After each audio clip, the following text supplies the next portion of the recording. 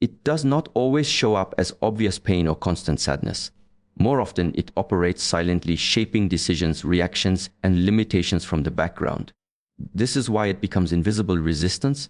You may believe you are moving forward, yet something keeps pulling you back, slowing you down, or making progress feel exhausting.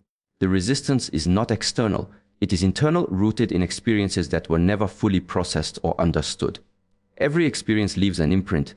When an experience is faced, understood, and integrated, it becomes wisdom. When it is avoided, suppressed, or denied, it becomes weight. This weight does not disappear with time. Instead, it settles into the nervous system, the subconscious mind, and the emotional body. You carry it into new environments, new relationships, and new goals, often without realizing it. The past then starts influencing the present in subtle ways, disguising itself as caution, doubt, or hesitation. Unresolved experiences create internal conflict. Part of you wants to move forward, to grow, to become stronger and more capable. Another part is still trying to protect you from pain that already happened. This protective part is not your enemy. It was formed to help you survive. But survival strategies that were useful in the past often become obstacles in the present. What once kept you safe now keeps you small. This is how resistance is born, not from weakness, but from outdated protection. You may notice this resistance when opportunities arise. You feel excitement, but also tension. You want to say yes, but something tightens inside. Logic cannot explain it. Others may encourage you, telling you that you are ready, that you are capable. Yet your body responds with fear, avoidance, or delay. This is the past speaking through sensation rather than thought. The mind may want advancement, but the unresolved past resists exposure to anything unfamiliar that resembles old pain. The invisible nature of this resistance makes it dangerous. When you cannot see what is holding you back, you start blaming yourself. You label yourself as lazy, undisciplined, or inconsistent. In reality, you are exerting enormous energy just to keep unresolved material suppressed. This constant internal effort drains vitality and focus. It becomes difficult to maintain discipline when so much strength is being used to hold the past in place. Unresolved emotions do not remain isolated. They leak into behavior. Anger that was never expressed may turn into irritability or defensiveness. Fear that was never addressed may become procrastination or perfectionism. Shame that was never healed may lead to self-sabotage, where you stop yourself just before success. These behaviors seem like personal flaws, but they are symptoms of unfinished inner work. The past also shapes perception. When an experience is unresolved, the mind looks for confirmation that the same pain will happen again. You begin to interpret neutral situations as threats. A simple comment feels like criticism. A delay feels like rejection. A challenge feels like failure. You are no longer responding to the present moment. You are reacting to memory. The past overlays itself onto reality, distorting what you see and how you respond. This resistance affects relationships deeply. Unresolved betrayal creates mistrust even where none is deserved. Unresolved abandonment creates clinging or emotional distance. Unresolved humiliation creates the need to prove worth or avoid visibility altogether. You may tell yourself that you are being cautious or independent, but beneath it is a wound still trying to protect itself. Until it is acknowledged, it will continue to dictate how close you allow others to come. The greatest cost of invisible resistance is stagnation. Growth requires exposure. It requires discomfort, uncertainty, and vulnerability. But unresolved past experiences teach the nervous system that discomfort equals danger. So instead of seeing challenge as growth, you see it as threat. You retreat, rationalize, or delay. Over time, this creates the illusion that life is moving, while internally you remain in the same place. Cleaning the unresolved past begins with awareness. You cannot resolve what you refuse to look at. Awareness is not analysis alone, it is observation without judgment. You notice where you resist, where you overreact, where you shut down. You trace these reactions back, not to blame the past, but to understand its influence. Understanding dissolves confusion, and confusion is what gives resistance its power. When you bring unresolved experiences into conscious awareness, they lose their ability to operate in the shadows. The energy that was trapped in suppression becomes available again. Clarity replaces confusion. Choice replaces reaction. The resistance weakens not because you fight it, but because you no longer need it to protect you. The past transforms from a hidden obstacle into a source of insight, strength, and direction. It does not always appear as intense sadness or visible breakdown. More often, it exists as a constant background noise within the mind and body, quietly consuming energy. This clutter is made of unresolved emotions, suppressed reactions, unspoken words, and experiences that were never fully processed.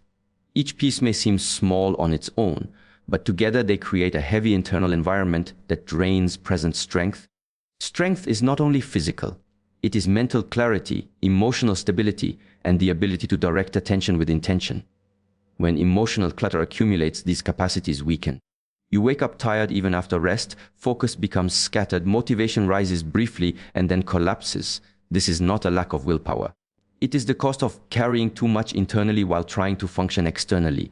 Every emotion requires energy.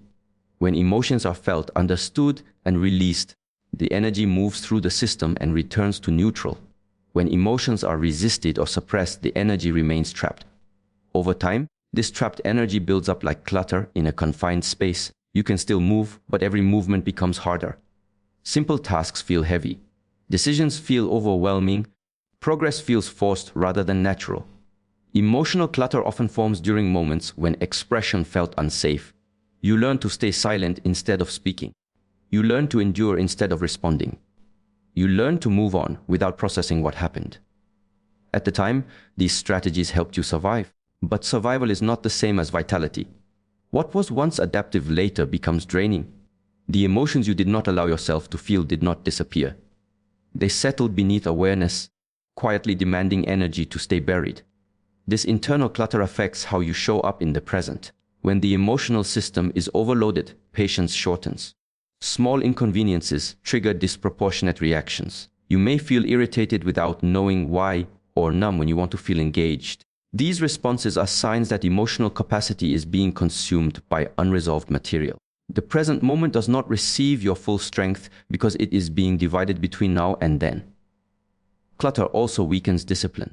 Discipline requires sustained energy and clarity of intention. When emotional clutter is present, the mind is constantly negotiating with discomfort. Part of you wants to move forward, while another part is exhausted from carrying old weight. This internal friction makes consistency difficult. You may start strong and then fade, not because the goal is wrong, but because your inner resources are already depleted. The body is not separate from this process. Emotional clutter lives in posture, breath, and tension. Tight shoulders, shallow breathing, clenched jaws, and restless sleep are physical expressions of unresolved emotion. The body holds what the mind avoids. This constant tension consumes physical energy, leaving you feeling weak even when there is no clear physical cause. Strength leaks away through chronic tension and unaddressed stress. Emotional clutter also distorts priorities. When internal space is crowded, the mind seeks relief rather than growth. Short-term comfort becomes more attractive than long-term progress. Distractions feel necessary. Avoidance feels justified. You may tell yourself you are resting, but often you are escaping. True rest restores energy. Avoidance temporarily numbs discomfort while allowing clutter to grow. Relationships become another area where strength is drained. Unresolved emotions from the past influence present interactions. Old resentment colors new conversations. Past disappointments create guardedness. You may give too much, hoping for validation, or withhold too much, fearing vulnerability. Both patterns require energy to maintain. Authentic connection, which could replenish strength, becomes difficult when emotional clutter stands in the way. Cleaning emotional clutter begins with honesty. You must acknowledge what you are carrying without minimizing or dramatizing it. This is not about reliving pain, but about recognizing its presence. When you name what you feel, you reduce its unconscious grip. Awareness organizes chaos. What was once vague and heavy becomes specific and manageable. Allowing emotions to be felt fully is an act of discipline. It requires stillness and courage. When emotions are allowed to rise without resistance, they move. They complete their cycle. The energy that was trapped in suppression becomes available again. Strength returns not because you added something new, but because you stopped leaking energy into internal storage. As emotional clutter clears, you notice changes in the present. Focus improves. Decisions require less effort. You feel lighter not because life became easier, but because you are no longer carrying unnecessary weight. Your strength becomes accessible again, ready to be directed toward growth, purpose, and intentional action. It is invisible, yet it shapes the way you think, feel, and act. Many people believe that who they are today is determined by who they were yesterday, and in many ways, that is true, but only if you allow it. When identity becomes rigidly tied to the past, it transforms into a trap, restricting possibilities, creating internal conflict, and limiting advancement. Growth is not merely learning new skills or achieving external success. It is the willingness to evolve internally, to shed old versions of yourself that no longer serve the life you want to live. Past identity is formed through experiences, conditioning, and survival strategies. These were essential at the time. They helped you navigate family dynamics, social hierarchies, trauma, and challenges. They shaped the way you reacted, protected yourself, and sought validation. You learned to be cautious, to avoid risk, to defend against emotional pain. Over time, these patterns solidified into the self-image you carry today. I am someone who fails at relationships. I am a person who cannot speak up. I am weak, not strong. These statements are not universal truths. They are echoes of past circumstances that created a protective structure for you, but one that may now hinder expansion. Attachment to this identity manifests as resistance to change. You may see opportunities that challenge your self-perception and instinctively retreat. If your past identity was cautious, even calculated risks may feel threatening. If your past identity was hurt or rejected, vulnerability becomes terrifying. Even when rationally you know you can grow, the old self reacts as if survival depends on remaining the same. The past self is loyal, it will cling, justify, and resist even when it obstructs your potential. This attachment also creates a lens through which you interpret present experiences. Your actions are filtered by who you believe you are rather than by what the situation truly demands. A person who believes they are incapable will find evidence of incapability in almost every scenario, even when they succeed. A person who believes they are unlovable will misread warmth as rejection. The past identity interprets reality not as it is, but as it aligns with previous narratives. In doing so, it confines growth because growth requires responding to life as it is, not as memory dictates. The emotional consequences of this attachment are significant. When you insist on staying loyal to a former version of yourself, internal tension arises. Part of you wants to evolve, to reach beyond old limitations, but another part resists, clinging to familiarity. This conflict consumes energy, creating anxiety, frustration, and stagnation. Emotional turmoil is not necessarily caused by external challenges. It is often caused by the internal tug-of-war between the past self and the emerging self. Until you release attachment to the old identity, internal equilibrium cannot be achieved. Relationships are also deeply affected by this attachment. Past identity colors how you perceive others and how you allow them to perceive you. If your identity once included being ignored, abandoned, or betrayed, you may unconsciously push people away to protect yourself. If your identity included being weak or dependent, you may avoid leadership or assertiveness, fearing judgment or failure. Even when the world offers opportunities for trust, influence, or intimacy, the past identity acts as a gatekeeper, deciding what is safe and what is impossible. Growth is delayed because the boundaries are drawn based on old experiences rather than present reality.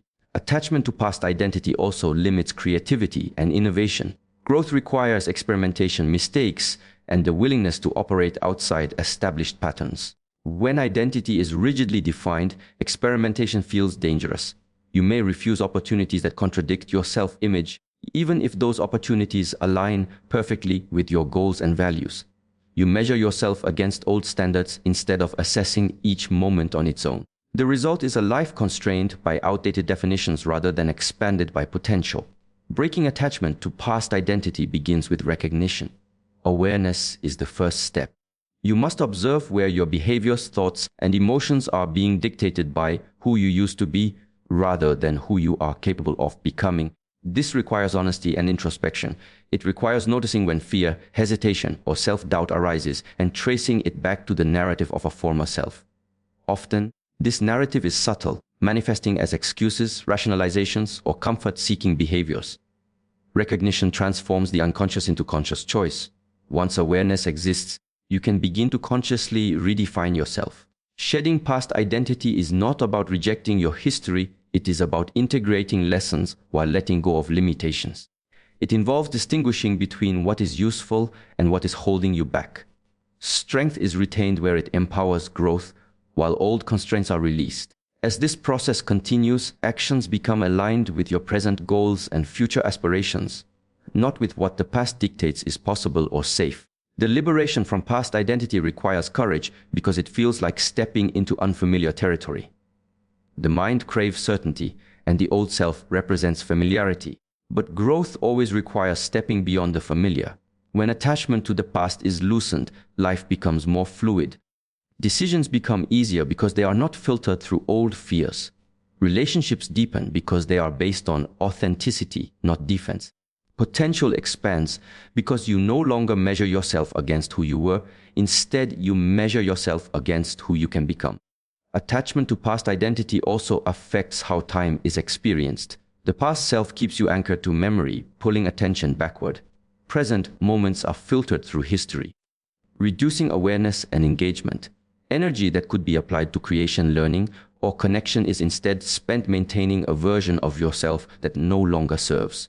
By loosening attachment, the mind becomes available for exploration, innovation, and achievement. Present strengthens, allowing every action to be intentional rather than reactive. The process of releasing past identity is gradual and continuous. Old patterns may resurface repeatedly, especially in moments of stress, challenge, or fear. Each time they appear, they offer a chance to choose differently. Growth is measured not by the absence of resistance, but by the capacity to act despite it. With each conscious choice to step beyond past identity, internal strength grows. Self-perception shifts from limitation to possibility. Confidence develops because actions are aligned with present capability rather than past limitation. The liberation from past identity ultimately transforms how life is experienced. Obstacles that once felt insurmountable become manageable because they are no longer filtered through a lens of limitation. Opportunities that once seemed unreachable now appear accessible because the internal gatekeeper has stepped aside. Creativity, productivity, and clarity flourish because attention is no longer divided between who you were and who you want to be. The mind, freed from unnecessary loyalty to the past, becomes a fertile space for growth, for reinvention, and for authentic expression. Many people associate it with weakness, as if to forgive someone is to condone their actions or to lower oneself to accept harm. They believe that forgiveness requires forgetting approval or even reconciliation. In reality, forgiveness is none of these things. Forgiveness is not weakness, it is release. It is the deliberate act of freeing yourself from the invisible chains that bind your mind, heart, and spirit to past pain. It is a choice to no longer allow the energy of another's actions to control your inner state. When you hold on to anger, resentment, or bitterness, the person you are angry with is not the only one affected. In truth, the one who suffers most is yourself. Every time you recall the injustice, relive the insult, or imagine the betrayal, you feed the very energy that keeps you stuck. The mind continually rehearses the event, the heart continues to generate reactive emotion, and the body holds tension as if the harm is still occurring. This is the silent drain that resentment creates. The energy that could be used to build, create, love, and expand is being consumed by something that no longer exists in reality. Forgiveness interrupts this cycle. Forgiveness is release because it removes the emotional and mental rent the past demands. When someone wrongs you, your subconscious mind often attaches a kind of currency to the event. Every time you relive the pain, you pay rent to it, you give your attention, your emotional energy, and your peace. Forgiveness cuts off this payment. You are not excusing the act, nor are you signaling that it was acceptable. You are reclaiming your energy. You are telling your mind and body that this event no longer dictates how you feel or how you respond. This is a radical act of empowerment, often misunderstood because it requires self-control and inner authority rather than external assertion. Holding on to grudges is like carrying stones in your backpack. At first, the load may seem manageable. You tell yourself that it is a form of protection or self-respect. You believe that by remembering the wrong, you are defending yourself. But over time, the weight accumulates. Each new interaction, each new stressor adds to the burden. Your movements, your decisions, and your relationships become constrained by the effort of carrying old pain. Forgiveness lightens this load. It does not remove the memory, but it removes the weight, allowing you to move forward unencumbered. Forgiveness also liberates perspective. When you are consumed by resentment, your vision narrows. The mind constantly returns to a single narrative of injustice. This fixation prevents learning and growth because attention is trapped in the past. Once you forgive, you can see the situation more clearly. You can extract the lessons without being hijacked by emotion. You can identify patterns in yourself, in others, and in circumstances. You can observe cause and effect with clarity rather than reacting through the filter of accumulated hurt. This clarity is essential for growth because no new strategy or insight can emerge while the mind is entangled in the chains of unresolved emotion. Forgiveness is not an instant process, and it does not happen because someone apologizes or changes. Often, it must occur internally first, independently of the other person's actions or acknowledgement. True forgiveness is not dependent on external validation, it is an internal declaration. It is saying, I release this. I am no longer at the mercy of this event. I choose my own emotional state, my own peace, and my own growth. This internal act of authority strengthens character and cultivates resilience because it reinforces that your power resides within, not outside. Many resist forgiveness because they fear losing identity or justice. They believe that holding on to anger defines their boundaries, protects their dignity, or preserves the memory of injustice. Yet this is a false security. Anger maintained as identity is still bondage. Boundaries are not reinforced by resentment. They are reinforced by clarity, assertiveness, and conscious choice. Identity is not strengthened by carrying old wounds. It is strengthened by how you manage them. Forgiveness allows you to honor your experience without letting it imprison you. It transforms trauma from a cage into a lesson, from a source of limitation into a source of insight. Forgiveness also transforms relationships, not necessarily with the person you forgive, but with life itself. When resentment is released, your capacity to engage with the present increases. You no longer approach situations from a place of fear or defensiveness. You interact with clarity, intention, and authenticity. Your ability to give and receive becomes more fluid because the emotional residue of past harm no longer interferes. Relationships become less reactive and more conscious because forgiveness frees attention and energy that were previously trapped in the emotional debt of resentment. Moreover, forgiveness is a form of discipline. It requires courage to face what hurt you, to acknowledge the depth of pain, and to decide that it will not control you. It requires patience because emotions do not always release immediately. It requires self-respect because forgiving does not mean lowering standards or tolerating continued harm.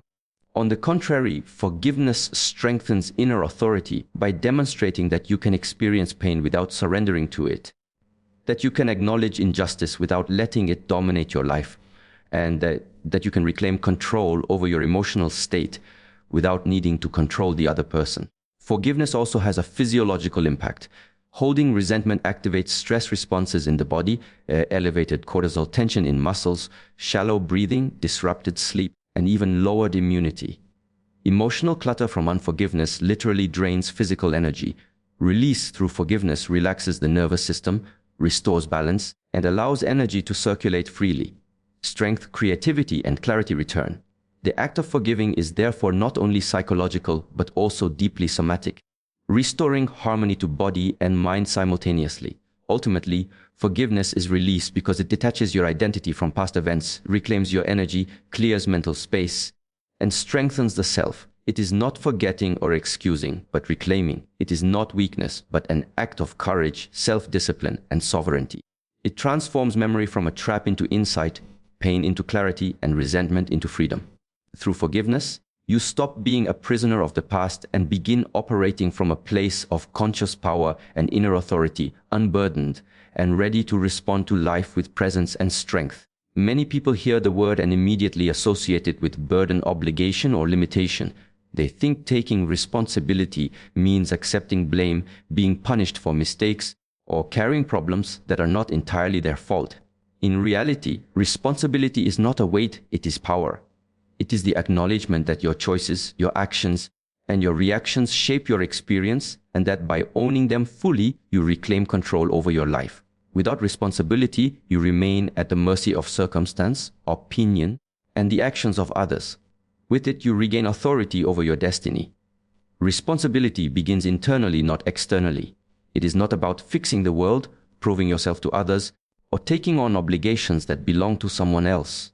It is about facing your own reality, honestly and without excuses. This means acknowledging mistakes, confronting weaknesses, and recognizing patterns of thought and behavior that limit your growth. It also means acknowledging strengths, successes, and the ways in which you already have influence over your life. Responsibility is awareness plus action.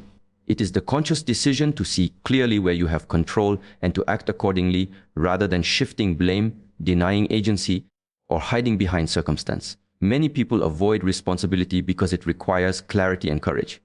It is easier to blame others, to say, "This happened to me, they made me feel this way," or "Life is unfair." Blame offers temporary relief from discomfort and preserves a fragile sense of innocence. But this relief is an illusion. Every time you shift responsibility outward, you give away your power. The world then becomes unpredictable and threatening because your sense of control depends entirely on forces outside yourself. Externalizing responsibility may feel justified, but it keeps you reactive rather than proactive. Your energy is spent arguing, defending, or resisting rather than building, creating, and advancing. True responsibility restores power because it returns your authority to your own hands. When you say, "I am responsible for my choices, my feelings, and my actions," you stop waiting for others to act, apologize, or acknowledge. You no longer need validation, permission, or rescue. Power resides where ownership exists. When you take full responsibility for your life, every decision becomes an act of empowerment. You are no longer a victim of circumstance. You are a conscious participant in your own growth, capable of changing course, setting boundaries, and taking initiative. Responsibility also restores clarity. When you blame, anger, or complain, your mind is clouded. Emotions run unchecked, attention is scattered, and energy is diverted from creation into reaction. By taking responsibility, you bring focus back to what you can influence, what you can control, and what you can improve. Your vision becomes sharper. Your strategy becomes more precise. You are able to distinguish between what is within your control and what is not, and to allocate energy efficiently. This clarity is not passive. It allows deliberate action and sustained progress. One of the most overlooked aspects of responsibility is its effect on relationships. People who take responsibility for their emotions, reactions, and commitments inspire trust, respect, and cooperation. They do not demand others to behave in certain ways in order to feel safe or validated. They communicate clearly, enforce boundaries consistently, and handle conflict with authority rather than defensiveness. Responsibility is the foundation of personal integrity. When others see that you own your choices, they are more likely to engage with you authentically, creating connections that are based on reality rather than pretense, manipulation, or expectation. Responsibility also transforms failure into power. Many people fear mistakes because they equate them with shame, judgment, or loss of status. They avoid risks, resist change, or deny ownership when errors occur. Yet failure is only disempowering when responsibility is denied. When you accept full responsibility for failure, it ceases to be a source of shame and becomes a source of insight. You see what went wrong, identify what can be improved, and take corrective action. In this way, mistakes become stepping stones, not stumbling blocks. Power is restored because growth is intentional rather than accidental. The external world responds differently to those who embrace responsibility. People who take ownership are respected. Leaders emerge naturally. Influence expands because authority is grounded in accountability. Responsibility communicates mastery, not over others, but over oneself. Others recognize that you act from a place of clarity and strength, not from fear, avoidance, or manipulation.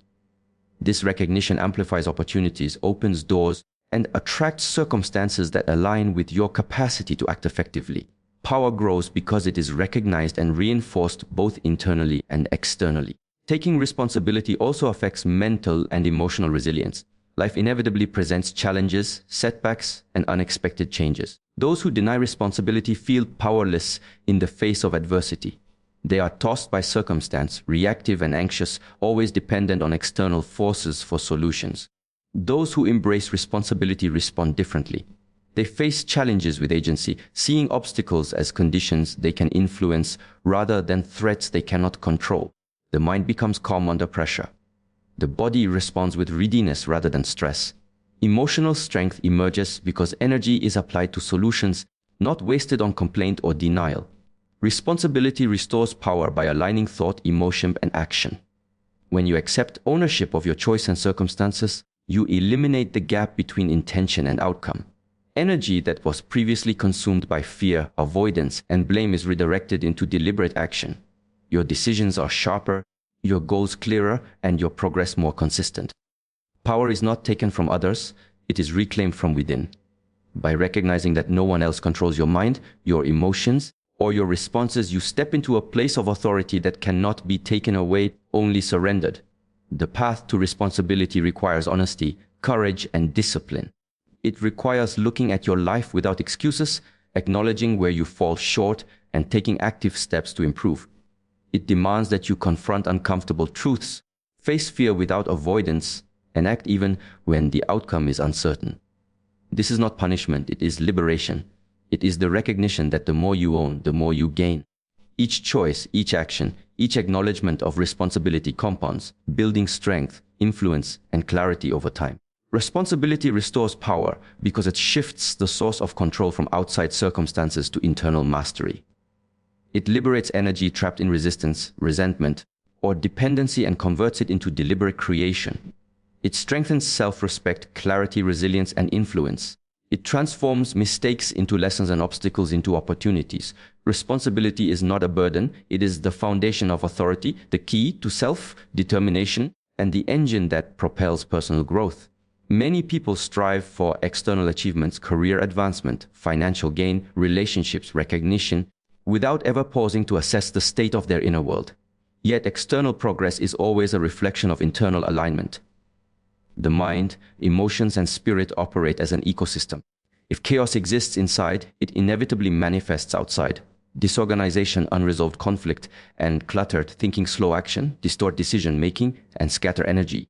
Inner order is the deliberate cultivation of clarity, discipline, and harmony within yourself, creating a fertile ground for sustained outer progress. At its core, inner order is about awareness. It begins with noticing the state of your mind and heart at every moment. Are your thoughts scattered or focused? Are your emotions reactive or balanced? Are your intentions clear or muddled? Awareness is the first step because it illuminates the invisible patterns that shape behavior.